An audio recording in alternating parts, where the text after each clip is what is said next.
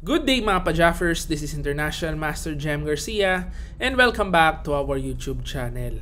So ngayon po meron tayong bagong tournament. Ito po yung tinatawag na Armageddon Championship Series and actually ito medyo kakaiba kasi isa itong Blitz tournament and over the board siya, tapos merong mga wires nakasaksak dun sa mga players eh.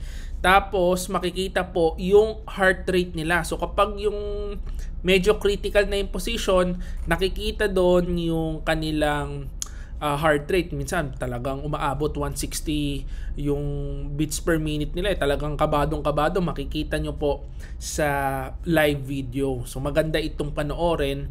And kasali po dito si Wesley So, si Super GM Wesley. And ang kalaban niya po ngayon ay si Gukesh D. At yan po ang number 1 Super GM ng India. So, actually recently lang ito, pinalitan niya si Viswanathan Anand as number 1. So, ito na po yung mga bagong upcoming Super GMs ng India. Ayan. So, punta tayo sa ating game. Isa itong Blitz game and 2 games match po ito. So, tingnan natin anong nangyari sa game number 1. So, dito po, white si Gukesh and black si Wesley. Tingnan natin ano ang nangyari. So, ito nag-start with D4, Knight F6, C4, G6, and then pagka G3, nag-C6. So, ito po yung tinatawag na Grunfeld defense. Ayan, Bishop G2, D5, Knight F3, and Bishop G7. Ayan, so pagka ganitong setup, ito yung setup ng mga makukunat. Actually, nilalaro ko ito, both colors po, mapa puti and mapa itim, nilalaro ko siya. Ayan, so pagka B3, ang ginawa ni Wesley is yung medyo aggressive na D take C4. Actually, marami pong possible lines dito, yung mga makukunat lang. Halimbawa, pwede ka mag A5, tapos ganyan, tapos magbe-bishop F5. Ito yung medyo kunatan lang para kung makikita nyo dito, napaka-solid nung pawn structure. Pero ito po yung pinasok ni Wesley, pagka-capture, nag-C5. Actually, dito po meron akong laro sa Malaysian Chess Festival na inanalyze ko previously. Ayan. So, Bishop B2. And ngayon, alam ko ito, ano to eh, medyo sideline yung ginawa ni Wesley. Hindi siya nag-mainline. Kasi ang mainline dito, parang Queen B6. Atakihin itong ganyan.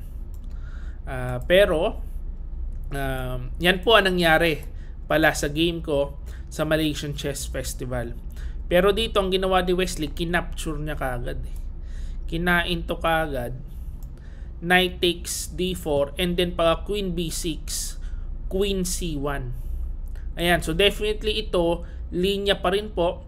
Ang pinaglalaban ng black dito, merong isolated pawn. Pero kung mapapansin nyo, pasok-pasok yung mga bishop sa diagonal. Tapos, meron na ngang idea dito with C5 eh. Ayan o, parating na yung C5 dyan. Kasi kaya nag-Queen C1 yan, depensa dito. Tapos C5 ang next move.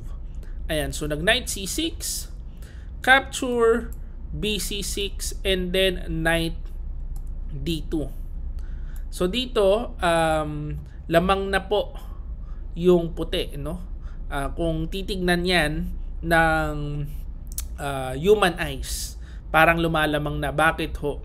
Kasi itong bishop, tumatama doon sa weakness ng itim na yung C6. Tapos meron pang mga ideas pagka Knight B3, may mga pumapasok yan minsan dyan sa mga butas na yan eh, no?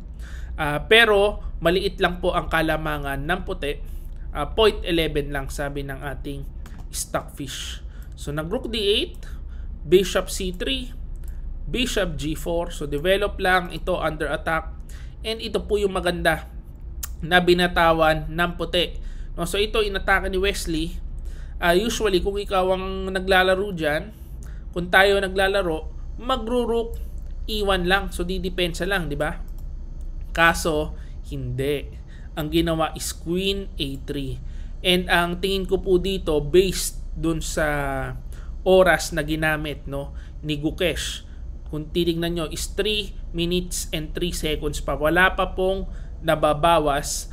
Yung mga ganitong idea, malamang yan,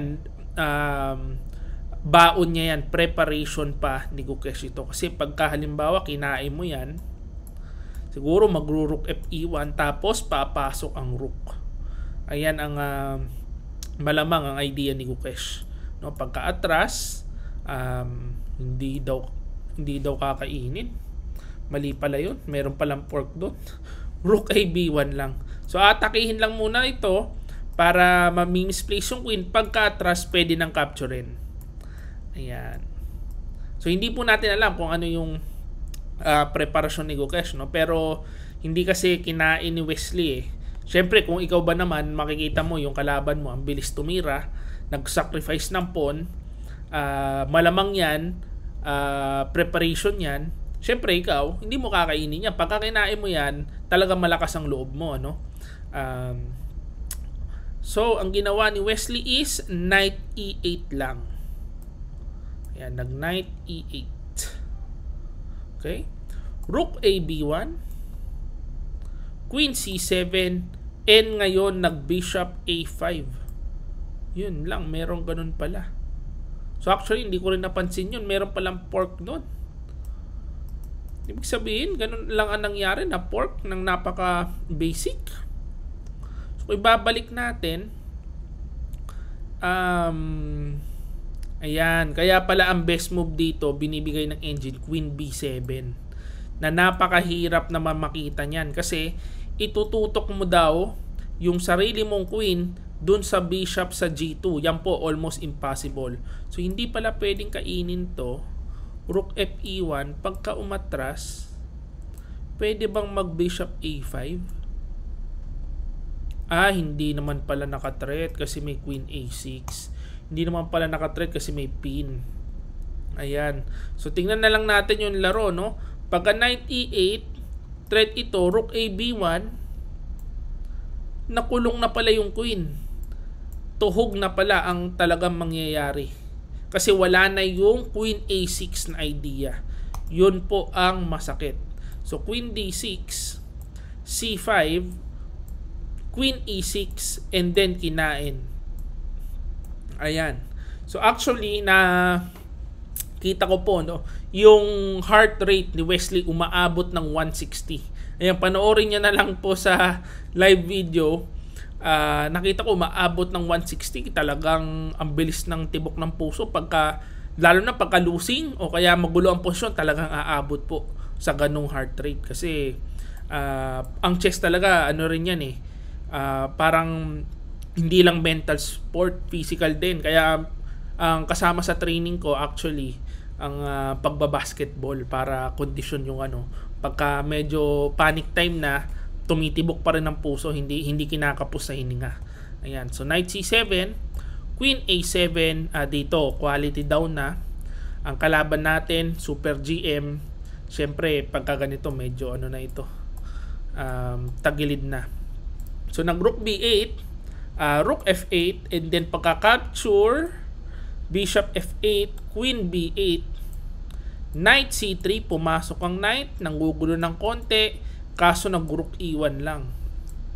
Hindi ininda ang pagpasok ng knight. Pagkakain, King F1, Queen F5, and then lips to lips Queen E5. Hinamon ng queen dito, resign po si Wesley. Ayan, so ang nangyari kay Wesley, tingin ko inabot siya ng magandang opening preparation ni Gukesh. Kasi kung babalikan natin, hindi pa nag-iisip po. Kung titignan nyo po, hindi pa nabawasan ang oras. Nag-knight dito, pinasok dito. Ang lalim. Kaya ang gagaling talaga, ang hirap na po talaga sabayan ang mga super GMs. Kung normal na IM ka lang, no? Tapos yung opening preparation nila, aabot hanggang move 15. Pagkatapos ng opening, losing ka na. Ang hirap pong sumabay. Yan po talaga ang katotohanan dyan. So ito pong Armageddon game nila, kung saan nakikita ang kanilang heartbeat, natalo po si Wesley sa kanilang 2-game match. Ayan, na 2-0 siya eh. Talaga mabigat na itong si Gukesh eh. Number 1 ng India. Pero okay lang po yan kasi itong tournament na ito ay double elimination. So meron pa namang losers bracket. Ayan. So babawi si Wesley. Tingnan natin kung makabawi siya sa losers bracket. So ayan po ang ating game for today. Hopefully na-enjoy nyo po itong game na ito. At kung na-enjoy nyo, please like this video and subscribe to our YouTube channel. So this is International Master Jem Garcia. See you again next video. Bye-bye.